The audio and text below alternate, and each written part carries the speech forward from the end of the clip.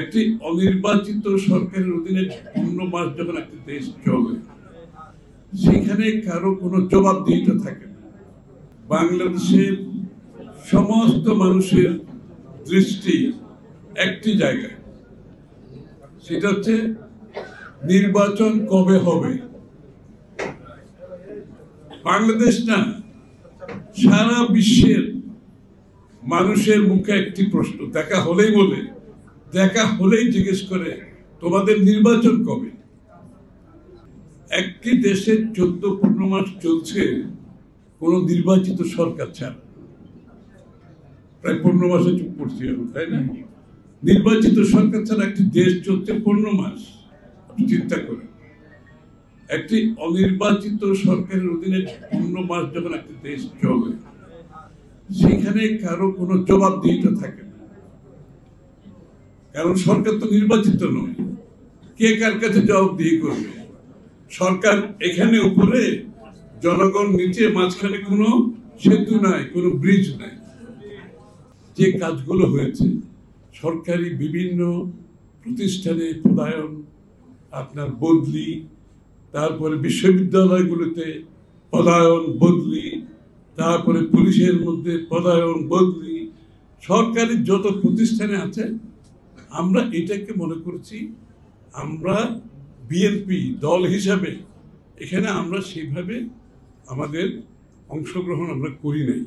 কারণ আমরা ভেবেছি একটা নির্বাচিত সরকার হবে, নির্বাচিত সংসদ হবে, দেশের সাধারণ নিয়মে এই কাজগুলো হবে। কিন্তু অনেকগুলো কাজ সাধারণ নিয়মের বাইরে, এতগুলো কাজ হয়ে গেছে যেখানে যাদের যাওয়ার কথা না তারা সেখানে গিয়ে বসে আছে।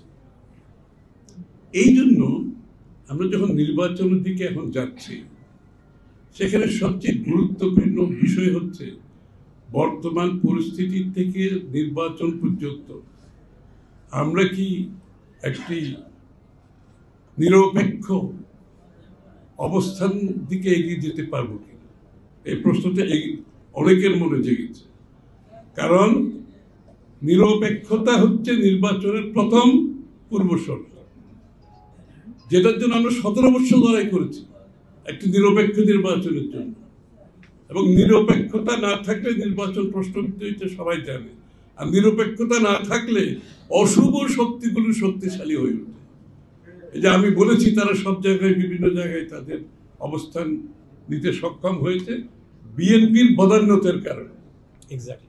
বিএনপির দায়বদ্ধতা মনে করে আমরা অনেক কিছুতে দেখেও না দেখার মতো ভাগ করেছি।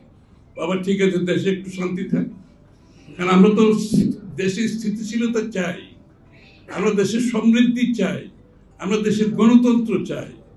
এই জন্য বিএনপি অনেক কিছু বড় দল হিসাবে, জনগণের দল হিসাবে স্থিতিশীলতার কারণে আমরা অনেক কিছু কিন্তু সহ্য করেছি। কিন্তু এখন কথা হচ্ছে নির্বাচনকে সামনে রেখে আমাদের এই জায়গাটা পরিষ্কার হতে হবে।